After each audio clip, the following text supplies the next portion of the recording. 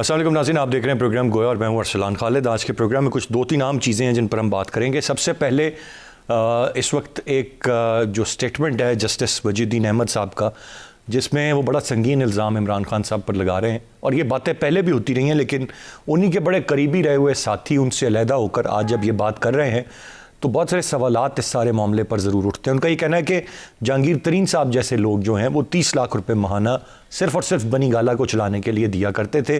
फिर जब वो 30 लाख रुपए से भी बनी गाला के अखराजात पूरे नहीं हुए तो वो ख़र्चा 50 लाख रुपए कर दिया गया।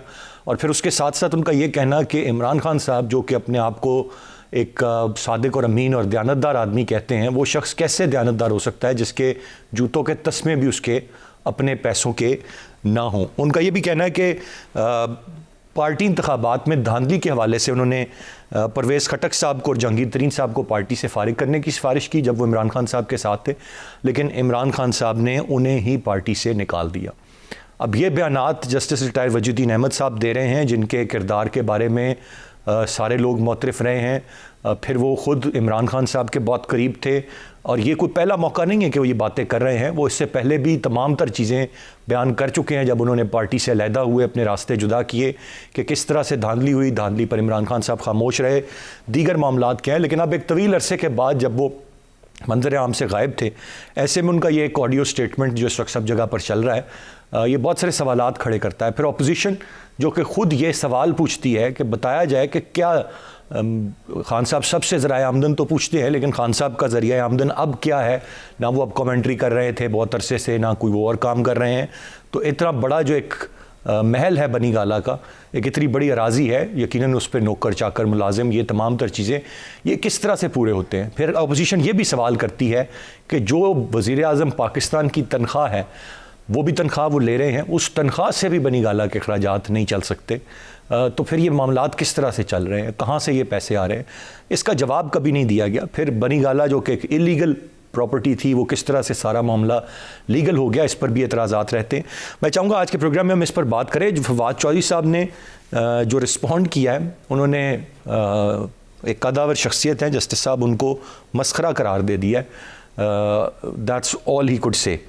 अच्छा, और दिलचस्प बात, अब मैं ज़रा साथ ही इसको लिंक करता हूँ कि वो मस्खरे होने की बात जस्टिस साहब की तो कर रहे हैं, लेकिन वो हमें हमारा भी तमस्खर उड़ा रहे हैं, पाकिस्तानी कौम का भी मुसलसल फवाद चौधरी साहब तमस्खर उड़ा रहे हैं, और काफ़ी वक्त से उड़ा रहे हैं। कभी वो कुछ कहते हैं, कभी कुछ कहते हैं।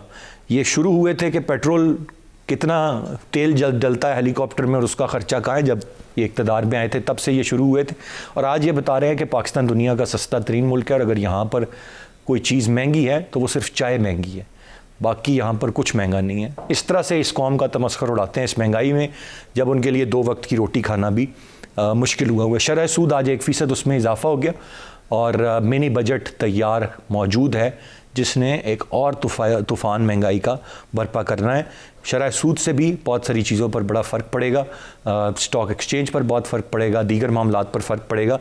तो जस्टिस साहब को तो उन्होंने मस्खरा कह दिया, और पूरे पाकिस्तान की 22 करोड़ अवाम का तमस्खर उड़ाने के लिए वो रोज़ाना एक अदद प्रेस कॉन्फ्रेंस करते हैं, जिसमें वो कहते हैं मुल्क में बस चाय महंगी है, बाकी तमाम चीज़ें सस्ती हैं। ये उनका मानना है। मैं चाहूँगा इस पूरे मामले पर आज के प्रोग्राम में हम बात करें। गेस्ट पार्टिसिपेंट्स का तारुफ कराता चलूँ। प्रोग्राम में हमें ज्वाइन कर रहे हैं lieutenant general retired Amjad Shoaib साहब, बहुत शुक्रिया। सीनियर तज्ज़ियाकार हैं आपके वक्त का मुबशिर बुखारी साहब हमारे साथ प्रोग्राम में मौजूद है, सीनियर सहाफ़ी और तज्ज़ियाकार हैं, और अतर काज़मी साहब हमें प्रोग्राम में ज्वाइन कर रहे हैं। आप भी सीनियर जर्नलिस्ट हैं, सीनियर एनालिस्ट हैं। जनरल साहब, मैं गुफ्तगू का आगाज़ आपसे करूँगा। क्या जस्टिस वजीउद्दीन अहमद साहब का जो इंकशाफ है, इसको बहुत हल्का लेके कह देना चाहिए कि जिस तरह वो ज़िंदा रहने के लिए, और अगर ज़िंदा उन्होंने रहना होता मीडिया में तो वो तो बहुत फ्रीक्वेंटली बहुत सारे बयानात दे सकते थे, मीडिया पर आ सकते थे, बहुत सारे राज उनके पास होंगे।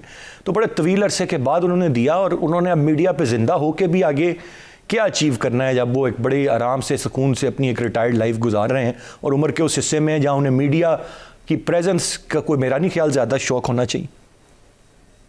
बिस्मिल्लाहिर्रहमानिर्रहीम।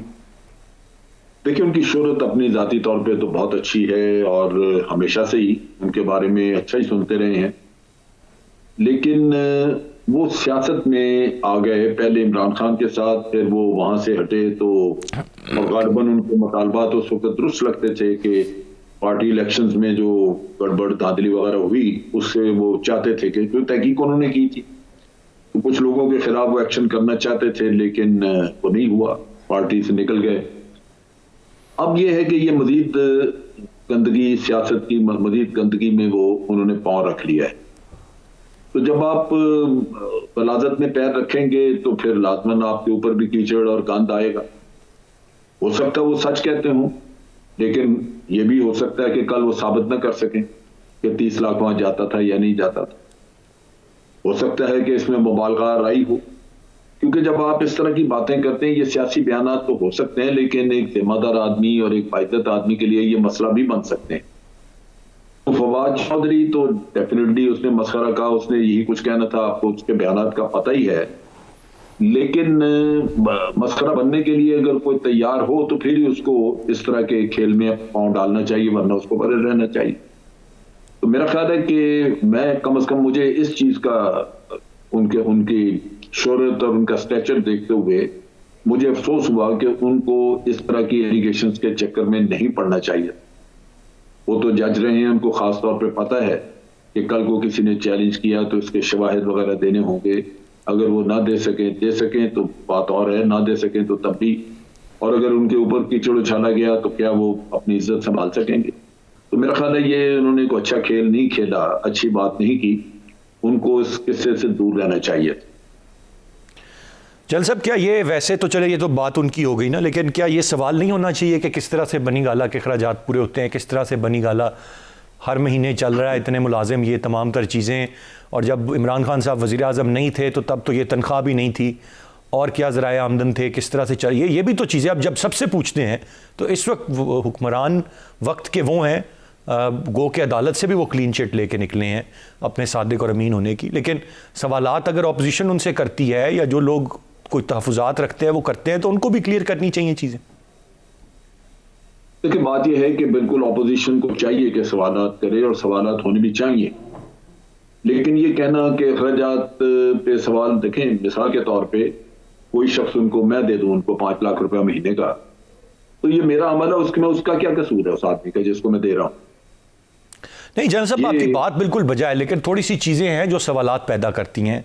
आपको जो तोशाखाना में तहफ़ मिलते हैं, आप उनकी एक तरफ आप कहते हैं जी सब कुछ पब्लिक है, आप उसकी तफसीलात भी देने से कतराते हैं, कहते हैं कि ताल्लुकात ख़राब होंगे। ये चीज़ें फिर कौल फेल में तजाद वाली एक बात बनती है ना जनरल साहब। मेरा तो सवाल ये, तजाद तो बहुत है, ये छोटा लफ्ज़ आप इस्तेमाल करें, तजाद तो बहुत ज़्यादा है, लेकिन चीज़ ये है, तोशाखाना वाला आपका सवाल बिल्कुल दुरुस्त है, क्योंकि सरकारी खजाने से अगर आपने कोई चीज ली है, तोशाखाना एक सरकारी खजाना है, तो वो उसका तो सबको पता होना चाहिए कि आपने क्या लिया। वो बिल्कुल आपका सवाल दुरुस्त है, और वो इन्होंने नहीं दिया, बिल्कुल उस पर एतराज भी होना चाहिए। लेकिन एक चीज मैं आपको बताऊं, करप्शन के इल्जामात तो इस पार्टी के बहुत सारे लोगों पे हैं, लेकिन हमारा तजर्बा जो जिंदगी का हमने देखा है वो ये है कि कोई भी अपनी पार्टी के लोगों के खिलाफ तो केस चलाता नहीं।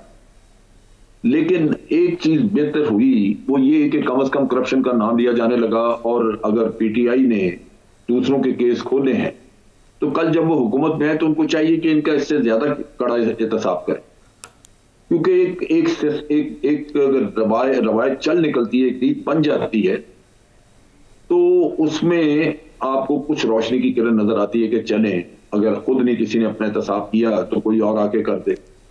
लेकिन दुख इसमें यह है कि जिनका करके इन्होंने वावेला और शोर शराबा मचाया, उसमें भी ये कामयाब नहीं। आज दिन तक जितने भी मेगा करप्शन केसेस खुले हैं, एक भी किसी मंतकी अंजाम तक नहीं पहुंचा। जिन जिन पे केसेस हैं वो इंतहाई कामयाबी से, इंतहाई सूझबूझ के साथ अपने असर रसूख को इस्तेमाल करते हुए तारीख पे तारीख किसी के ऊपर फर्द जुर्म आयद करना मसला बना, वो नहीं हो सकता। तो बावजूद इनका काम था, ये इनका काम था हुकूमत का कि ये सिस्टम को दुरुस्त करते, या जो भी अगर करप्शन का करना है, और कल अगला कोई आता, यहाँ सजाएं हुई होती तो फिर अगला आके इनको सजाएं देने का काम करता, इंतजाम करता वो।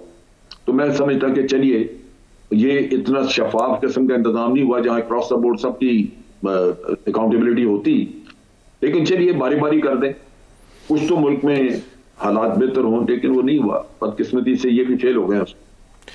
बिल्कुल आपने दुरुस्त फरमाया सर, कल को कोई आए वो इनका कड़ा एहतसाब करे, लेकिन अलमिया इस मुल्क में अनफॉर्चुनेटली ये रहा है कि हर दौर में कड़ा इंतकाम तो लिया जाता रहा है, कड़ा एहतसाब नहीं हुआ। और कल को यकीनन कोई और आएगा तो वो भी आज जो भुगत रहे हैं वो कल इनसे अगर इंतकाम लेने पे जाएंगे तो हम उसको भी सपोर्ट नहीं करेंगे कि बिला वजह के भी केसेस बनाए जाएं या बिला वजह भी अदालतों में घसीटा जाए और बाद में हर कोई विक्ट्री का निशान बना के बेगुनाह भी साबित हो जाए। This is not on. जी, गुफ्तगू का सिलसिला जारी है, एक ब्रेक की जाने बढ़ेंगे, ब्रेक से वापस आकर मजीद बात करते हैं, साथ रहिएगा।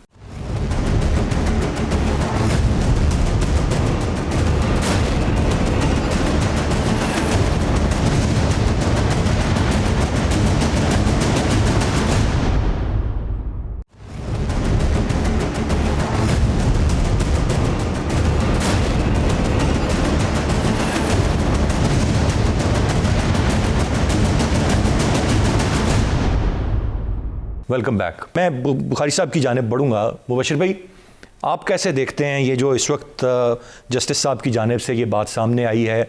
सवालात तो उठेंगे, बात तो बनेगी, कुछ चीज़ें आपकी कोलो फेल में तजाद रखती हैं, बहुत बड़ी हद तक रखती हैं, और वो जो आप बात कर रहे हैं और फिर जो कंडक्ट है ये बड़े सवालात पैदा करता। हाँ जी, बिल्कुल ऐसे ही है, और इंतहाई अफसोसनाक बात है जो फवाद चौधरी साहब का बयान आया। देखिए, फवाद चौधरी साहब से बहुत पुराना ताल्लुक़ है और उस वक्त का ताल्लुक़ है जब ये पीपल्स पार्टी के लाहौर के डिप्टी सेक्रेटरी इंफॉर्मेशन हुआ करते थे, और फिर उस तरह जिस तरह इन्होंने अपना पॉलिटिकल करियर स्टार्ट किया और पीपल्स पार्टी से फिर जनरल मुशर्रफ साहब के साथ और फिर जनरल साहब से आगे फिर दोबारा पीपल्स पार्टी में और उसके बाद पीटीआई में, और हर जगह पे वो इसी तरह के ही काम करते रहे हैं जो आज कर रहे हैं। असल में बात है अफसोसनाक ये कि हिफ्ज़ मरातब हमारे मुआशरे में बिल्कुल ख़त्म हो चुके हैं, और इसमें लीडरशिप जिससे हम ये कम अज़ कम एक्सपेक्ट करते हैं कि वो कैरेक्टर बिल्डिंग करेगी अपने फॉलोअर्स की, और जब लीडर्स इस तरह के बयानात दें, मसलन अगर उम्रों में तजाद देखिए तो फवाद चौधरी साहब गालिबन मेरे से भी 1-2 साल छोटे होंगे, और वजीउद्दीन साहब रिटायरमेंट के बाद भी इख्तलाफ करना हक़ है किसी भी फ़र्द का किसी से भी, लेकिन इख्तलाफ के कुछ सलीके होते हैं और उसका जवाब भी उसी सलीके से दिया जाता है। लेकिन जो डिक्शन यूज़ किया फवाद चौधरी साहब ने, मैं तो दोहराना भी नहीं चाहता, ये काबिल शर्म है, और फवाद चौधरी साहब को भी कल उनके आने वाले जूनियर शायद इन्हीं नामों से बुला रहे होंगे, तो इज्तनाब करना चाहिए। दूसरी बात, सच बोलने की सज़ा इस मुआशरे में आपको मिलती है, और ये सच है ये झूठ है ये आने वाला वक्त बताएगा, लेकिन चूँकि सहाफ़ी होने के नाते, फिर चूँकि आज भी सहाफ़ी ही अपने आप को कहलवाते हैं और वही काम करते हैं, बहुत सारी चीज़ों से हम भी वाकिफ़ हैं, आँखों से भी देखते हैं, और ऐसे सिर्फ इमरान खान साहब के साथ नहीं, बाकी पार्टीज़ के लोगों में भी हमने देखा, रिपोर्ट भी किया, और जहाँ पे हमें अंदाज़ा हो कि हम शायद इसको साबित ना कर पाएँ, वहाँ पे हमने शुगर कोटेड वर्ड्स एख्तियार किए। बहुत सारी चीज़ों से हम भी वाकिफ़ हैं। ये आज की बात तो नहीं है कि जहांगीर तरीन साहब आ गए। खान साहब एक वक्त में क्लेम किया करते थे कि मैंने अपना सारा कुछ शौकत खानम को दे दिया, कमेंट्री करके पैसे कमाता हूँ। वो कमेंट्री करना भी उनका कम से कम 10-12 साल से ख़त्म हो चुका है, और वो उस वक्त कमेंट्री करके पैसे कमा के अपना घर चलाते थे। एसेट उनका कोई नहीं है सिवाय बनी गाला के, और उसके अलावा आजकल पैसे कमाने का ज़रिया सिवाय प्राइम मिनिस्टर की सैलरी के कुछ और नहीं है, लेकिन जो अखराजात हैं घर के वो काफ़ी ज़्यादा हैं प्राइम मिनिस्टर बनने से पहले के भी। तो वो कैसे चलते रहे हैं, कुछ चीज़ें हमने भी देखी। कुछ बिजनेसमैन इमरान खान साहब जब स्ट्रगल कर रहे थे तो इनके साथ जो है फैसलाबाद में इनकी एक रैली कवर करने गए, और जो एक बैंकर इनके साथ थे जो उस वक्त इनका खर्च उठा रहे थे, वो हमने देखा अपनी आंखों से, लेकिन हमने रिपोर्ट नहीं किया। चलिए, एक पॉलिटिशियन जो है अच्छे कॉज के लिए आगे बढ़ रहा है, वो मुआशरे को करप्शन से पाक करना चाह रहा है, शायद हम आंखें मूंदे बैठे रहे, लेकिन कोई चेंज नहीं आई जिसका हम एक्सपेक्ट कर रहे थे। आने वाले दिनों में जस्टिस साहब के स्टेटमेंट को फैक्ट चेक होना चाहिए, और ये फैक्ट चेक का जो कल्चर है इसको पाकिस्तान में स्ट्रेंथन करना आपकी ज़िम्मेदारी है, मीडिया की ज़िम्मेदारी है, मेरी ज़िम्मेदारी है, और जनरल साहब जैसे ज़ीरक तज्ज़िया निगारों की भी ज़िम्मेदारी है कि चीज़ों को फैक्ट चेक करें। और इस कल्चर को जब तक आप प्रमोट नहीं करेंगे तो हर सच को झूठ कह के सच बोलने वाले पे लानतान की जाएगी, और इसी तरह हर झूठ को जस्टिफाई करने वालों को प्रमोट किया जाता रहेगा। तो मेरा ख्याल है कि ये वक्त आ गया है कि इन चीज़ों का नथारा फैक्ट चेकिंग के ज़रिए हो। Rightly said. मैं अतर काज़वी साहब की जानिब बढ़ूंगा। काज़वी साहब, अब थोड़ा सा इसको सम अप करते हैं। किसी के दोस्त हैं और वो अमीर कारोबारी शख्सियात हैं, अरबपति लोग हैं, वो 30 lakh 20 lakh what ever amount महीने की देते हैं, और किसी का मामला चलता है, उसकी एक एम्पायर चलती है, घर चलता है, बनीगाला चलता है, वट एवर वो चल रहा है। वो शख्स करप्शन नहीं कर रहा, इसमें कोई बुराई नहीं है कि उसके दोस्त ये पैसे दे रहे हैं। एक सवाल तो ज़रूर बनता है मेरा इस पर कि अगर ऐसा है तो शख्स कुछ लोगों के हाथों जो कर रहे होंगे, ये पैसे दे रहे होंगे, वहाँ पर कॉम्प्रोमाइज़ तो हो जाएगा। और जो जस्टिस साहब ने भी पूरी बात की है उसको अगर मैं कंक्लूड करूँ तो मुझे यही तासुर देती है कि जब ये भी पता लग गया कि कौन लोग पार्टी के इलेक्शनों में धांधली में मुलव्विस हैं, तो उनको तब भी पार्टी से नहीं निकाला गया। और आज जब वो इमरान खान साहब वज़ीर आज़म हैं तो फिर भी कुछ चीज़ों में जब पता लग गया कि एक साहब मुलव्विस हैं तो वो रियायत बरती गई उनके साथ। उस तरह से मामलात नहीं हुए जिस तरह से कोई और होता तो उसके साथ होते। वो माफिया आज भी सरगर्म है, घुटने नहीं टेक सका। तो आप to sum it up compromise तो हो जाते हैं फिर। जी देखें, अगर कॉम्प्रोमाइज हो जाते तो बकौल जस्टिस साहब के जिन्होंने खर्चा उठाया हुआ था, सबसे पहले तो उनके साथ कॉम्प्रोमाइज होते हैं। उनको क्यों फारिग किया गया? जहांगीर तरीन साहब आज क्यों नाराज हैं खान साहब से? वो क्यों अलहदा ग्रुप बना के बैठे हुए हैं? जस्टिस साहब हो जाएं या हमारे कुछ सहाफ़ी हो जाएं, प्रॉब्लम ये है कि जस्टिस साहब के जहन में मॉडल था रफीक तारड़ वाला, उनको सईदुज़्ज़मान सिद्दीकी याद आ रहे थे, उनको जस्टिस लोन याद आ रहे थे जिन्होंने कोऑपरेटिव स्कैंडल के अंदर लोन कमीशन जब बना था उसकी रिपोर्ट आई थी और उसके बाद नून लीग ने उनको सेनेटर बना दिया था। उनको जस्टिस कयूम याद आ रहे थे कि उनके पूरे खानदान को जिस तरह नवाजा गया टिकट्स के साथ, और अभी भी उनका खानदान जिस तरह मुतहरिक है सियासत में और जो जो ओहदे उनको मिलते हैं वो भी सबको पता है। तो प्रॉब्लम यह है कि बहुत सारे लोगों की ख्वाहिश थी मीडिया के अंदर के वो इरफान सिद्दीकी बनेंगे खान साहब के, वो चेयरमैन पैमरा लगेंगे, वो चेयरमैन पीटीवी लगेंगे। किसी की ख्वाहिश पूरी नहीं हुई तो उनको एकदम से इस वक्त अब याद आ गया एकदम से असूली मौकिफ। जस्टिस साहब को अगर पहले पता था कि खान जो साहब जो हैं वो बददियानत हैं, वो माली तौर पे बदउनवान हैं, तो ये इतना अरसा खान साहब के साथ रहे क्यों? बात ये होती है कि आप किसी के ऊपर साहब ये सर बहुत पहले छोड़ गए थे, जब इन्होंने छोड़ा था तब भी तमाम तरह इंकशाफात इन्होंने किए थे। मुझे I can still vividly recall many years back मैंने भी इंटरव्यू किया था और उसमें इन्होंने ये तमाम तर चीज़ें तब भी कही थी मोर और लेस। जी तब भी कही थी ना जब इनको साइड लाइन किया गया था। और इसलिए कि वो होता यह है कि हर इंसान की एक जमात के अंदर एक स्ट्रगल के अंदर अपनी पोजीशन होती है।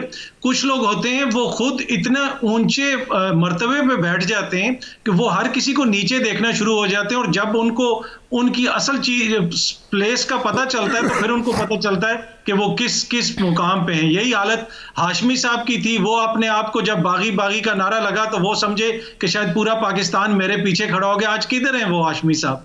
प्रॉब्लम ये है कि सियासत में कुछ चीजें ऐसी होती हैं जो आइडियल शायद ना हो, लेकिन जस्टिस साहब जैसे जो लोग होते हैं वो शायद उन चीजों के ऊपर बुरा भी मनाए, उनको वो चीजें बुरी भी लगे। पर मैं नहीं ये समझता कि जो फवाद चौधरी साहब ने जस्टिस साहब के हवाले से बात की है उसमें अगर आप ये देखें कि आप किसी को बदउनवान कह रहे हैं, आप इमरान खान के ऊपर इतना बड़ा इल्जाम लगा रहे हैं कि वो शख्स बदउनवान है, कि वो करप्ट है, उसकी मतलब कि उसका कोई दीन ईमान नहीं है, वो करप्शन के पैसे पे वो चलता है, तो फिर आगे से अगले आपको मस्खरा कहेंगे तो फिर आपको भी बुरा नहीं मनाना चाहिए। या तो वो सबूत दे दें कि आप किस तरह मस्खरे हैं, या फिर आप सबूत दे दें कि वो किस तरह करप्ट हैं। तो जस्टिस साहब तो खुद लीगल प्रोफेशन से उनका ताल्लुक है, और इस तरह लीगल प्रोफेशन के कुछ और लोग भी हैं जिनको ये था कि आगे हुकूमत आएगी तो हमें बहुत फायदे मिलेंगे। जिस तरह इफ्तिखार चौधरी को बहाल करवा के एतजाज एहसन साहब ने कौमी असेंबली के अंदर बताया था किस तरह अरबों खरबों रुपए कमाए थे पाकिस्तान के नाम नेहाद जो जमहूरियत के चैंपियन और कानून की अमलदारी और कानून की बालादस्ती वाला टोला था, उन्होंने क्या क्या फायदे उठाए थे, किस तरह केसेस में अरबों रुपया कमाया था। तो जस्टिस साहब को मैं कहूंगा कि इमरान खान ने की ज्यादती है बहुत सारे सहाफियों के साथ भी, उनके अरमान भी जो है इसी तरह डूब गए, और जस्टिस साहब की तरह किसी को सदर भी नहीं बनाया, रफीक तारड़ से भी कुछ नहीं सीखा, ना ही किसी और सईदुज़्ज़मान सिद्दीकी साहब की तरह कोई गवर्नर। काज़मी साहब, it is justice Wajiuddin to be blamed, मैं ये सब समझूं। जी जस्टिस वजीउद्दीन की मैं बात कर रहा हूं ना, कि उनके जहन में तो वो है ना कि सईदुज़्ज़मान सिद्दीकी को डेथ बेड के ऊपर, स्ट्रेचर के ऊपर उठा के। काज़मी साहब, ये वैसे मैं ये जान सकता हूं काज़मी भाई कि ये जहन कैसे पकड़ लिया आपने जस्टिस साहब का, कि उसमें क्या है? तो जस्टिस साहब ने किस तरह जहन पढ़ लिया सब कुछ, कि उनको पता है कि इमरान खान करप्ट है। अरसलान साहब मुझे मौका दीजिए, मुझे मौका। जी मुबशिर भाई। जी मुबशिर भाई प्लीज। जज्बात जी, काज़मी साहब ज़रा थोड़े से गुस्से में आ गए हैं। देखिए बात यह है कि मेरा ख्याल है कि जिसने रफ़ीक तारड़ बनना हो वो कहीं रिवोल्ट नहीं करता, वो खामोशी से बैठा रहता है। जिसने रफ़ीक तारड़ बनना हो वो ये नहीं कहता कि आपके पार्टी इलेक्शंस में धांधली हुई। अरसलान साहब, आपने खुद इंटरव्यू किया जस्टिस वजीद साहब से, और फिर दूसरी बात यह है कि बंदे का ट्रैक रिकॉर्ड जो है एज अ जज वो भी देखना पड़ता है कि वो कैसे थे। तो जस्टिस वजीउद्दीन साहब पाकिस्तान के उन चंद जजेस में से थे जिनको थोड़ी सी रिस्पेक्ट उनकी अपने करियर की वजह से भी मिली।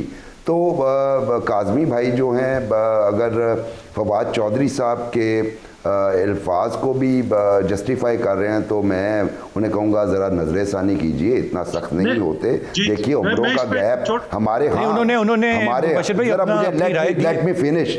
ठीक जी मैं अर्ज़ ये करना चाहता हूँ, हमारे यहाँ हमारा ब्रॉटअप इसी तरह होता है कि बड़ों से अगर इख्तलाफ भी हो तो उसको सलीके से और अल्फाज का चुनाव बड़े एहतियात से किया जाता है। तो मेरा ख्याल है कि कम अज़ कम फवाद चौधरी साहब के इन लफ्ज़ों को जस्टिफाई कहना काज़मी भाई ज़्यादती है अपने साथ ही। सर ये तो अल्फाज हैं, आप मुबशिर भाई आप भी ज़्यादती कर रहे हैं ना, ये तो अल्फाज हैं, वो तो हाथ के इस्तेमाल पर भी दरेग नहीं करते, मुक्के चुक्के मारने लातों शातों पे बिलीव रखते हैं, वो भी जस्ट आप अल्फाज पे सर अब इतना इशू बना के बैठ गए हैं। एक लफ्ज़ ही बोला है उन्होंने, आप मुबशिर भाई इतनी तो न ज़्यादती करें।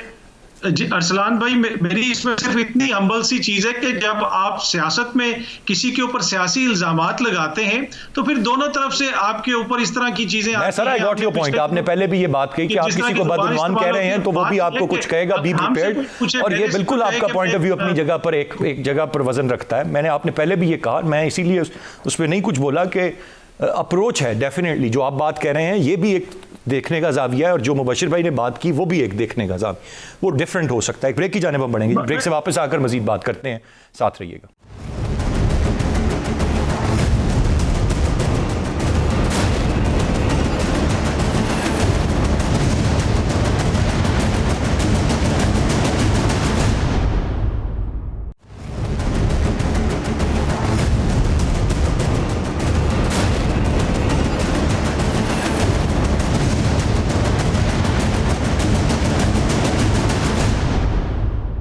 जी वेलकम बैक। सो बड़ी खुशखबरी शायद जो है वो शरह सूद 1% इजाफा, मिनी बजट आ रहा है, महंगाई बढ़ेगी, लेकिन पाकिस्तान सस्ता तरीन मुल्क है, यहाँ सिर्फ चाय महंगी है। जनरल साहब चाय पीना बंद कर दें, मसले हल हो जाएंगे, बाकी तो और कोई मसला ही नहीं है आम आदमी के लिए। मुझे तो पता ही नहीं था कि सिर्फ एक चाय मसला बना हुआ है। सर चाय तो एक कांस्टेंट मसला है, जैसे पाकिस्तान बना है मसला ही है वो, और इस पाकिस्तान के जाने के बाद तो बहुत बड़ा मसला हुआ क्योंकि वहां से कुछ चाय आया करती थी। बहरहाल असल चीज ये है, महंगाई कुछ थोड़ी सी कम हुई है, तो बहुत चीजों की कीमतें नीचे गई, लेकिन ये कहना कि पाकिस्तान सबसे सस्ता मुल्क है, मेरा ख्याल है ये मुनासिब नहीं। और उसके साथ साथ खास तौर पे हमें अपने लोगों की कुव्वत खरीद भी देखनी चाहिए, क्योंकि महंगाई जो है वो कांस्टेंट इस तरह नहीं आप उसको जज कर सकते कि कुव्वत खरीद अगर आपकी बहुत है तो फिर तो आप आज भी अगर आप जाके देखें तो हमारे मुल्क में कुछ परसेंटेज लोगों की जिनके जेबों में पैसा है उन पे कोई इफेक्ट नहीं है इस महंगाई का। होटल में जाके देखें, होटल भरे पड़े नजर आएंगे, खा पी रहे हैं लोग बाहर खाना, और भरी हुई दुकानें सामान से वो खरीदो फरोख्त हो रही है, लेकिन वो बड़ी थोड़ी परसेंटेज। एग्जैक्टली जो अवाम है, जो बड़ा जिनकी तादाद बिल्कुल प्रेडोमिनेंट है, बहुत ज्यादा है, उनकी कुव्वत खरीद वो नहीं है।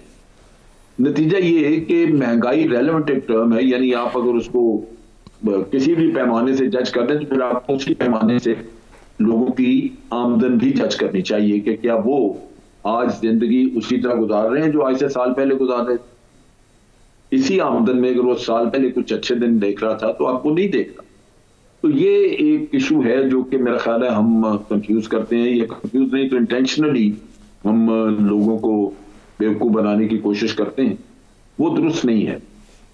मैं तो इस बहस में पढ़ने की बजाय मैं तो यही कहूंगा कि इन लोगों को सोचना चाहिए। अगर मिसाल के तौर पे पाकिस्तान सस्ता भी है तो तब भी क्या गवर्नेंस और इम्प्रूव नहीं हो सकती कि चीजें और मार्केट में ज्यादा आए और ठीक मिले, लोगों को सस्ती मिले, इससे भी सस्ती मिले। गवर्नेंस का इशू जो है वो भी अपनी जगह पे मौजूद है, जहां आप सप्लाई और डिमांड दोनों को बैलेंस आउट करते हैं, उसके लिए एक निजाम चाहिए। होर्डिंग होती है, लोगों ने चीनी अंदर अपने गोदामों में बंद कर ली, आटा बंद कर लिया, लेकिन ये तो हुकूमत का काम था ना कि वो चीनी के उसमें छापे मारें, पकड़ें, लोगों को अपनी इंटेलिजेंस के जरिए काम करें। चीनी बाहर आई तो कीमतें कुछ नीचे चले गई। तो ये बहुत सारे इश्यूज हैं जो गवर्नेंस से रिलेटेड हैं। लिहाजा सिर्फ इतना कह देना कि जनाब यहाँ पे चीजें दुनिया में सबसे सस्ती पाकिस्तान में मिल रही है, वो मेरा ख्याल है काफी नहीं है, क्योंकि ना कीमतें खरीद, ना कुव्वत खरीद है लोगों की, और ना ही हम समझें कि गवर्नेंस में अभी इंप्रूव नहीं हो सकती कि चीजें और कीमतें और नीचे नहीं लाई जा सकती। ये मेरा ख्याल है एक तजाद मौजूद है स्टेटमेंट में जो वाज़ेह। मुबशर भाई, अब से पहले तक तो एक बात ये थी कि एक रियलाइजेशन थी, महंगाई है, वज़ीर आज़म साहब महंगाई पे परेशान हैं, महंगाई का नोटिस ले रहे हैं, महंगाई में कमी की बातें हैं, तो ये एक थोड़ा हौसला मिलता था कि ठीक है, दे आर ट्राइंग एटलीस्ट। फिर अचानक, मुझे नहीं पता, शायद आप ज़्यादा खबर रखते हैं, मुझे बेहतर बता सकेंगे, किसी ने इनको नया नैरेटिव दिया, नया बयानिया कि ये चक्कर चलाओ, सारे ये बार बार कहना शुरू कर दो कि सस्ता तरीन मुल्क है, महंगाई तो है ही कोई नहीं। और ये अब शुरू कर दिया, सब वज़रा ने, सब तर्जुमानों ने, हर तरफ से ये बात सामने आने लगी। उस पर कौम ज़रा थोड़ी हैरान होती है कि ठीक है, एक आलमी मसला है, महंगाई, आपको मईशत मुश्किल मिली है, आप उससे नबरदाज़मा होने की कोशिश कर रहे हैं, हम भी बर्दाश्त करते हैं, लेकिन एक तरफ महंगाई और आप कहें महंगाई नहीं है, सर्दी हो और आप कहें सर्दी नहीं है, गर्मी हो आप कहें गर्मी नहीं। ये सर क्या, मैं ये माजरा नहीं समझ पाया। देखिए, अगर हम थियरी ऑफ प्रोपेगेंडा पढ़ें तो प्रोपेगेंडा किस चीज़ का नाम है? प्रोपेगेंडा मेनली होता तो झूठ ही है, लेकिन इतना बोला जाता है और इतना फैलाया जाता है कि उसे लोग सच समझना शुरू कर देते हैं। तो ये प्रोपेगेंडा फार्मूला है जो हमारे हुकूमती वज़रा और उनके मुशीरान जो हैं वो इस्तेमाल कर रहे हैं। लेकिन ये इसी हुकूमत का मामला नहीं है। पीपल्स पार्टी के दौर में जब हम कहते थे भाई महंगाई बढ़ रही है, लोड शेडिंग बढ़ रही है, वो हमें 18वीं तरमीम सुना दिया करते थे, वो हमें बता दिया करते थे GNFC अवार्ड और हम बड़ा कुछ कर रहे हैं। और इसी तरह फवाद चौधरी साहब भी पीपल्स पार्टी को उस वक्त भी जस्टिफाई कर रहे होते थे कि नहीं नहीं, ये तो मुशर्रफ दौर के कारनामे, हम बहुत कुछ कर रहे हैं, लेकिन 18वीं तरमीम देखिए। इसी तरह जब हम मुस्लिम लीग नवाज़ के दौर में यही बात करते थे कि जनाब गवर्नेंस का इशू है, महंगाई जो है वो बढ़ रही है, तो हमें मोटरवे सुना दिया जाया करता था, हमें रिंग रोड सुना दिया जाया करता था। और लेकिन चलिए 18वीं तरमीम और मोटरवेज़ ये फिर भी कुछ डिलीवरेबल्स में कंसीडर तो होते हैं।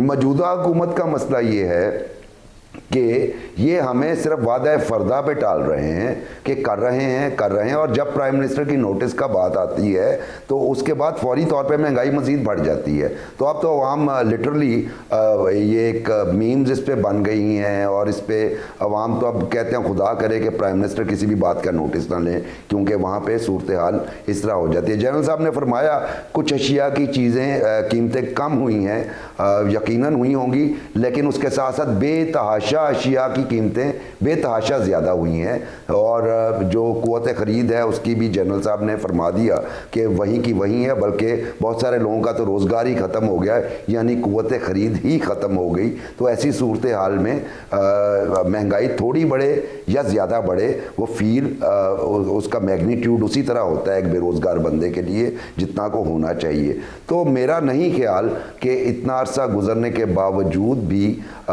किसी भी चीज़ को कंट्रोल किया जा सका है, और मेरा ख्याल है कि ज़्यादा प्रोपेगेंडा के ज़रिए ही लोगों को मुतमईन करने की कोशिश की जा रही है, और इतना झूठ बोला जा रहा है कि वो हम जैसे लोगों को सच मालूम होना शुरू हो जाता है।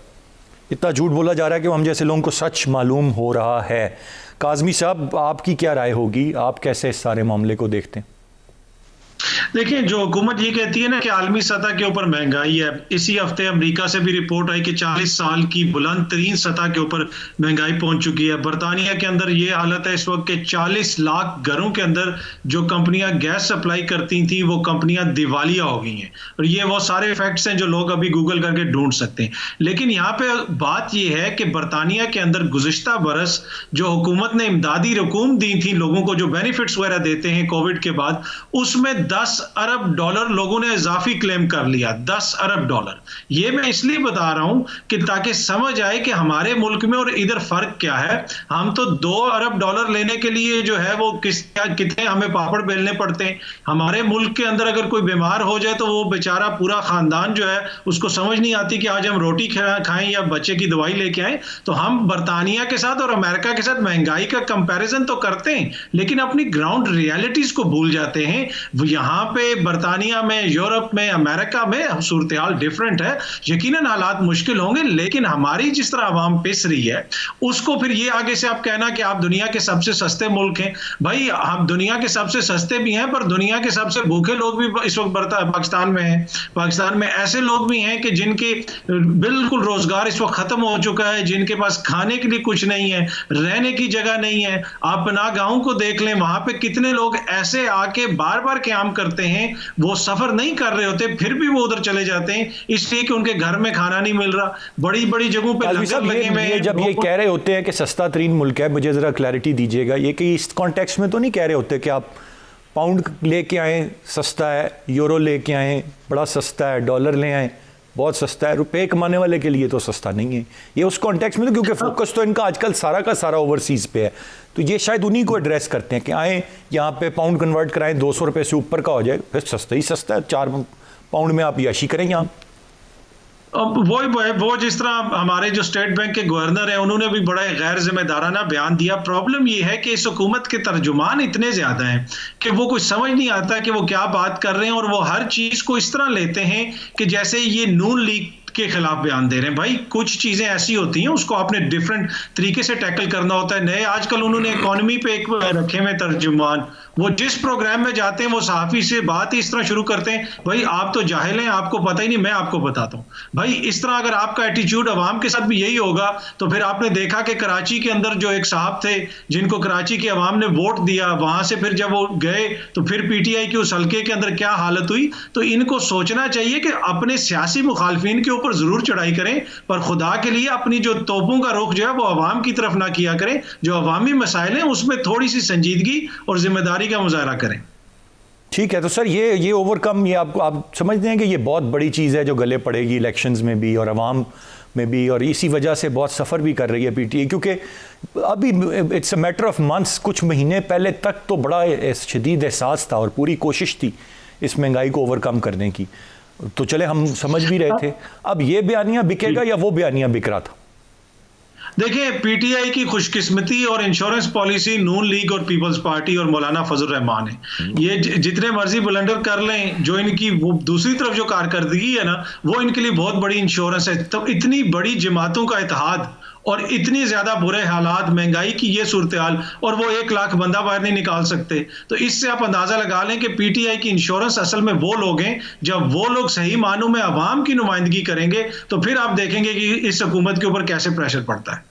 ये sir, this is take home. आपने ये बड़ी ज़बरदस्त बात की कि उनकी इंश्योरेंस और गारंटी इस वक्त उनका एक जगह पर खड़ा ना होना या कह लीजिए उतना स्ट्रेंथन ना होना एक रीज़न है, और यही बड़ी स्पेस मिल रही है और कोई रियल ऑपोजिशन नहीं है, ना पार्लियामान के अंदर ना पार्लियामान के बाहर, और इसी वजह से हुकूमत बहुत स्मूथ सेलिंग कर रही है।